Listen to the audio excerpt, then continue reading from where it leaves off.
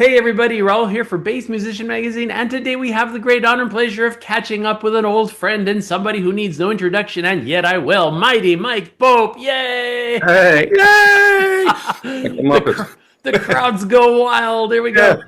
Well, Mike, it's been a minute since we chatted. You were on our cover 2020. I know that you are a frenetic ball of energy doing stuff, so a lot has happened since then. And not the least of which being a new album release, the parts that you keep, and we definitely want to dive into that in depth. Kind of in the quick realm because so much has happened in the world since 2020 we chatted last. Is there any significant updates in your mind that you would like to share, other than trotting along like all the rest of us, just waiting for better times? Gee whiz. I've been pretty deeply ensconced in my work at Berkeley, and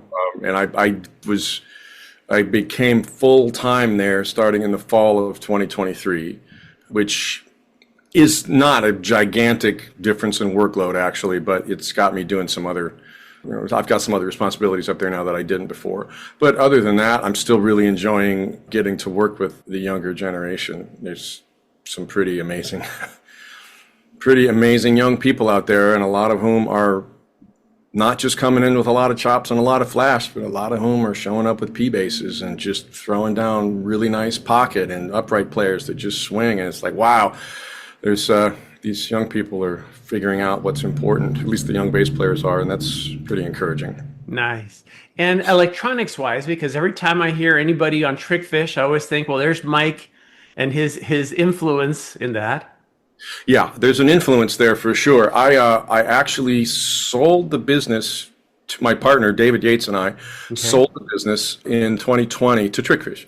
And we continue to essentially consult and what have you, and Ryan and Justin will, send me a preamp or a this or that or whatever to try out and to check out and to comment on.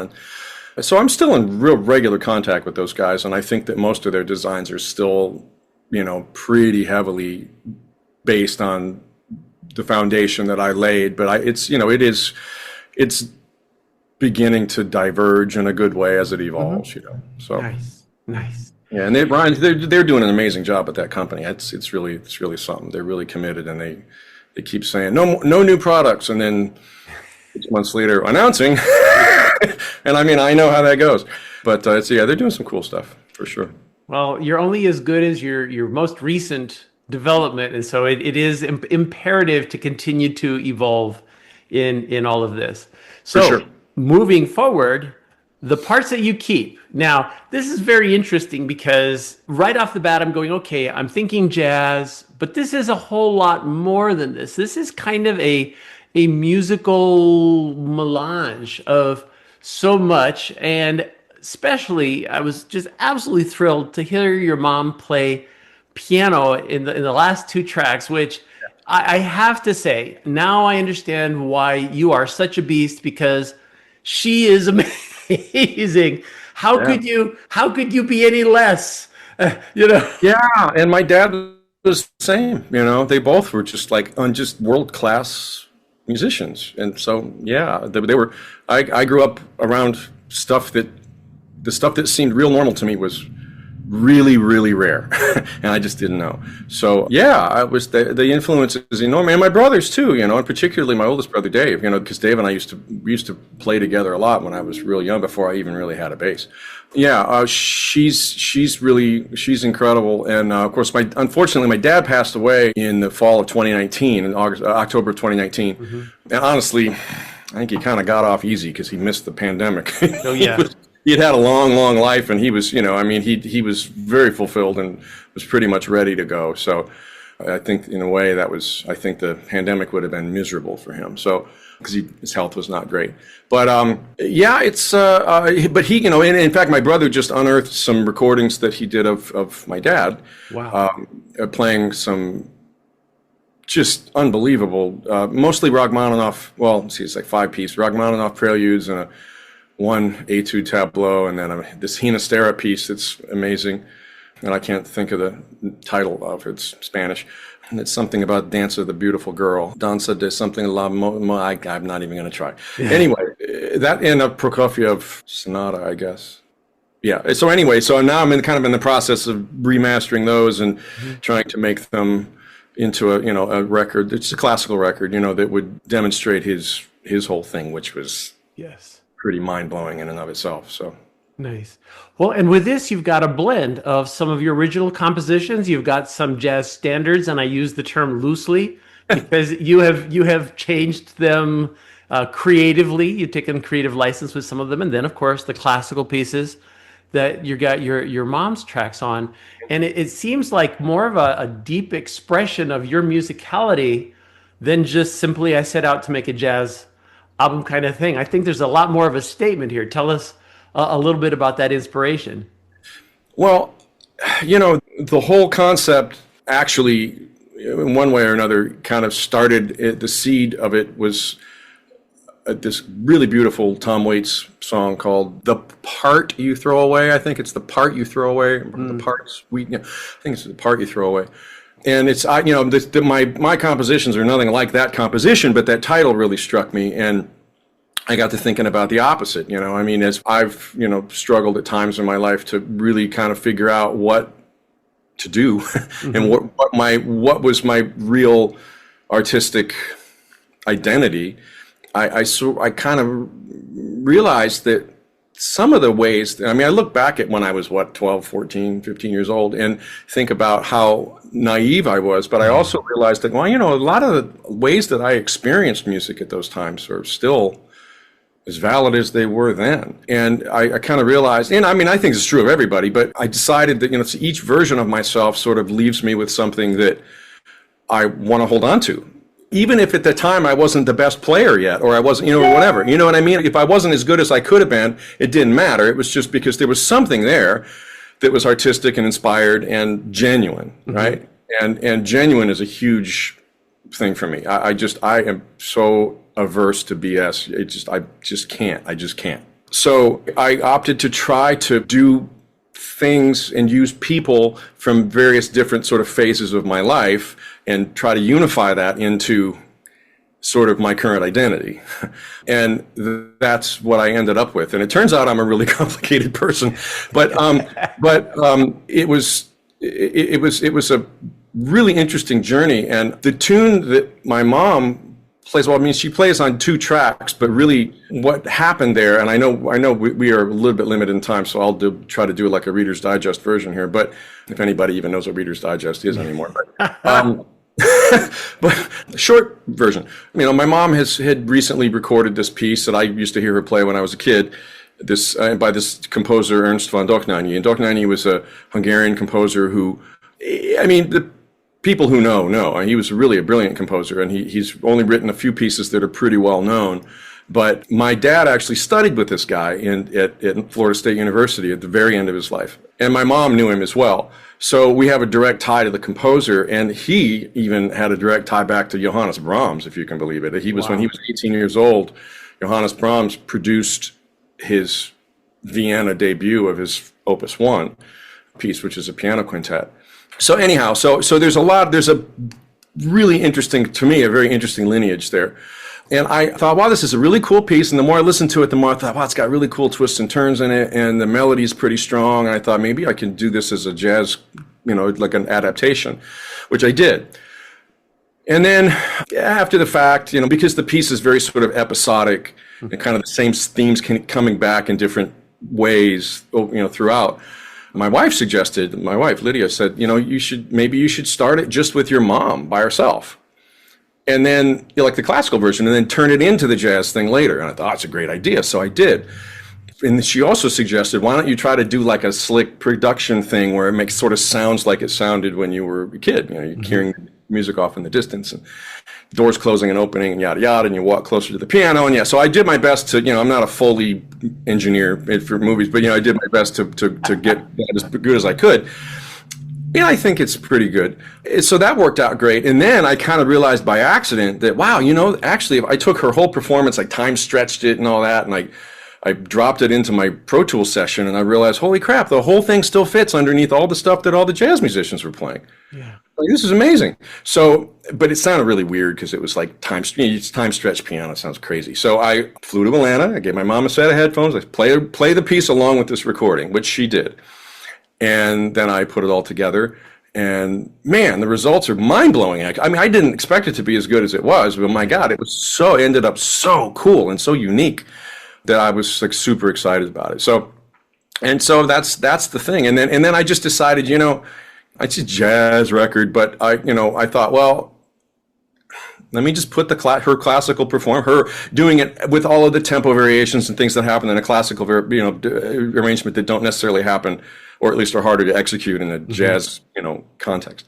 So a lot of it was kind of afterthought, but the way that it came together, I mean, it's like, and Keezer's even playing like alterations and stuff here and there, and somehow and he was not hearing her when he did it. He was not hearing the piece. He was just making it up out of his ears, and it still all fit together like that. It was like, holy crap. So I just went with it. I just did it, and geez, I'm excited about it. As you can probably tell. Well, and for those that, if I didn't mention it before, your mom's 85. So this is, and that's why I'm going, what? It's like, and it is very interesting, especially in my past experience. There's been a lot of, I'm going to say, it's not an animosity, but there is certainly a kind of always been a strong line between classical musicians and jazz musicians, from the point of view where the classical musicians have to play it exactly as it is on the paper, whereas the jazz musicians seem to have that much more liberty. And long story short, I played with a little group. We had a classically trained pianist, and he was still taking classes with a Russian classic pianist. And whenever he played jazz with us on the weekends and went back with his teacher, she would scowl at him and go, "You've been playing jazz again, haven't you?" Well, yeah. I mean, that whole thing is kind of fraught, I think. And I know that, I did my master's thesis on that basic, the fundamental differences between, classical and jazz, and just really, there's a lot of just cognitive dissonance involved in a lot of the arguments that people have about that whole thing. And I think that, number one, okay, so I'm not a piano. I mean, I can play piano pretty well. I just put out a record, but my brother we just did a record with my brother and Patitucci, and I played piano, and it came out great too. So I'm not really a pianist, but when I got my big 9-foot piano, I thought, you know what, I'm gonna teach myself to play this Rachmaninoff G minor prelude, which is a pretty common encore piece. And I got to where I could get from front to the back of it. So by the logic of, well, the notes are there, so you just got to play what's there. By that logic, if I can get to the front, from the front to the back of it, and Yuzha Wang can get from the front to the back of it, then are we the same skill level? No, it's not even. It's a different universe. So it just doesn't make sense. For what I kind of came down to, first of all, like a lot of the classical teachers, even at places like Juilliard, are fully invested in the notion that jazz is a really particular skill set, and it is not an easy skill set, and it deserves respect and reverence because it's freaking hard to do. But I think that more of it comes from jazz musicians thinking that classical music is easy because the notes are laid out for them. But that just could not be more wrong. It's just different. And in my opinion, well, not my opinion, but I just sort of came with the theory or the idea that classical music really relies on interpretation. And my dad always used to say that a really great performance of a classical piece felt like he was improvising. Nice. Even though he was playing the notes. But, it was like, and Yuzha Wang has even said that too, and she's one of my all-time favorite pianists. Now, she's just incredible. And she has talked about that too. Like, it's no special when you go out on stage and you feel like you've created something new. Well, she hasn't changed any notes, and she hasn't made any, but she's made something new, and it's very real. So I just can't buy into all that crap. I think that in my paper, one of the sort of the ideas that I posited was that, well, if interpretation is the thing in classical music, then in jazz, interpretation includes the notes. You interpret using the notes that you would choose to use, and you don't do that in classical music. But, God knows, if all you think there is to music is notes, then you're missing a lot. Missing an awful lot. Like you're missing probably 90% of it, So Yeah, in the pedagogy of it is interesting too, because in classical pedagogy you've got you start off your little kid, you get the little John Thompson books, and you play to the zoo, blah blah blah, whatever, and then you get that's the wrong key, but you get through the Bach inventions, and you do little Kabalevsky pieces and whatever, and then you start playing some Chopin and some this and that and the other thing, and it's sort of established that there are pieces that have certain sets of challenges that you give to students at certain skill levels that are supposed to get them to the next level. And you can't really do that with jazz as well, because Take the A Train when you're 15 years old is a totally different tune when you're 40 years old, because it's the melody's the same, but the way you're going to interpret it's going to be radically different. So you can't necessarily say that, these jazz pieces are the ones that you give to the, at this skill level. It's not as quite as organized as that. I mean, there's still that to some degree, but it's not as codified, I guess. Gotcha. Well, and hurting us back to your album. Oh, sorry. It's all related, I promise. Well, there's a lot that actually kind of plays into this, because you've got you've got the interpretation of the standards. You have brought together a great group of musicians, which enable your concept to happen. Again, you started with you as the main pillar of this, and then talk to us about your pals that played with you on this. We'll just go from oldest to youngest. I guess to the best of my ability to figure that out. Randy Brecker, has been a friend and mentor for many, many years. Since he played on my first record back in 1994, and he's just a dear, sweet person, very supportive and very kind. And I think I said in the liner notes, he was sort of one of the foundational figures in modern jazz. Certainly post 1970, his name is carved into the bricks that built the foundation, along with a million others. But you know what I mean? Jeffrey Keyser and Nate Smith, those guys are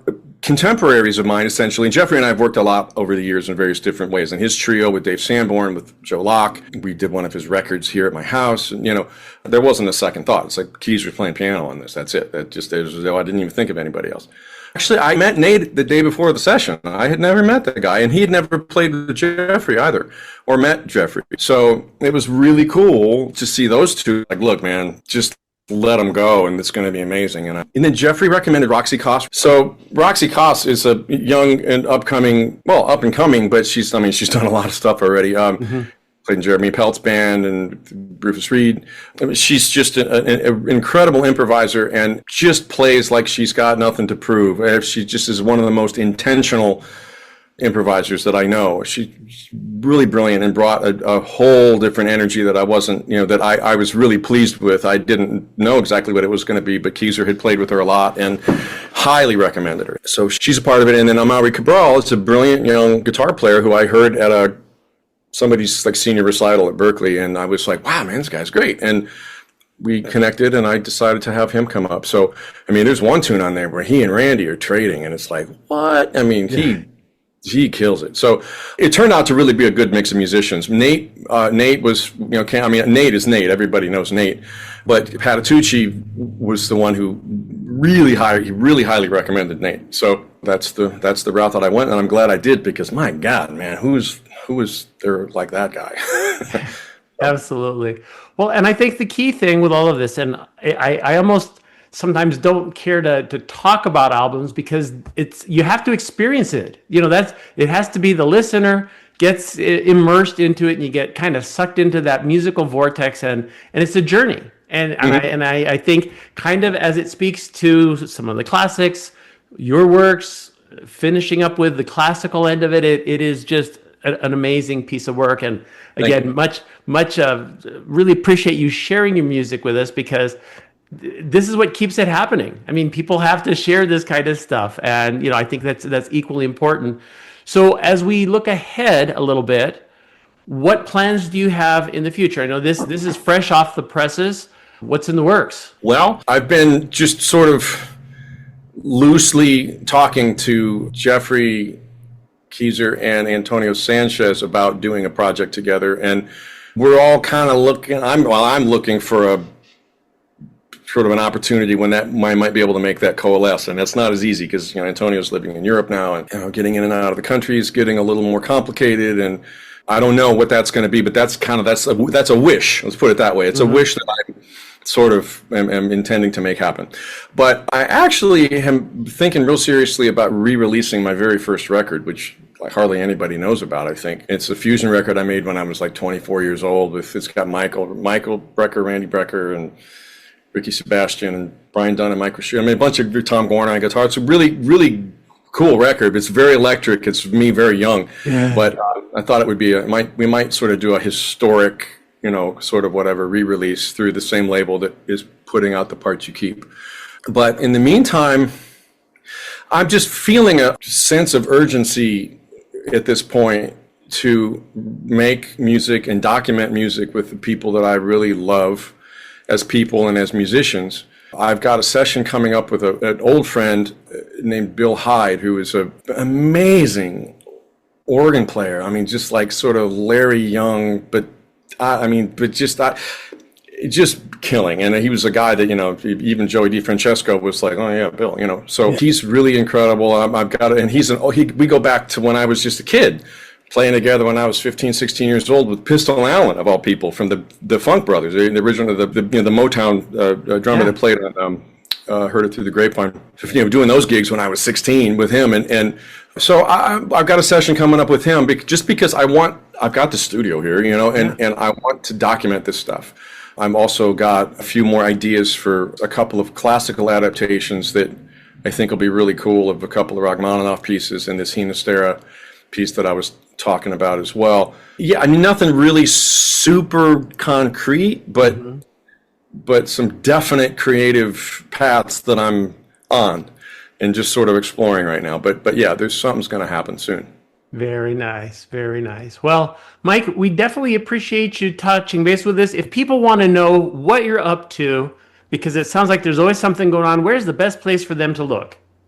Well, if I ever get my website updated again, Mike at MikePopeJazz.com.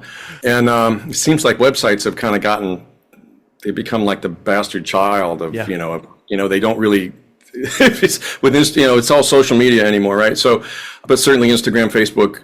And if I can I need to get a hold of Mike Ricci somehow from All About Jazz, because I'm unable to get into my account and can't get the site to work right for me. So I haven't been able to update my password. I want to start. I need to put stuff on there too, because that's all going to go on to the Origin Records site as well. So yeah, I mean, I want to try to get it updated in that way too. But yeah, there are more. I do have a gig coming up in, well, I don't know when if this is going to be out before the 15th of August, but I do have a gig on the 15th of August at this place in Baltimore called Andy Music, with a few local guys here, Charles Wilson, Derek Michaels, and Savino Palumbo at drums, saxophone, and piano, respectively, and my good friend Gumbi Ortiz, who I played with in Al Di Meola's band, and he's flying up from Tampa. He's going to play percussion with us. That's going to be a hell of a gig, actually.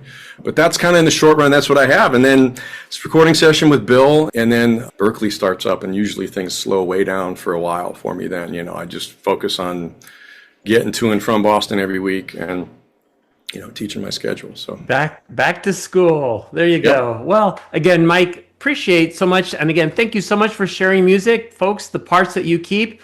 Make sure you check this out.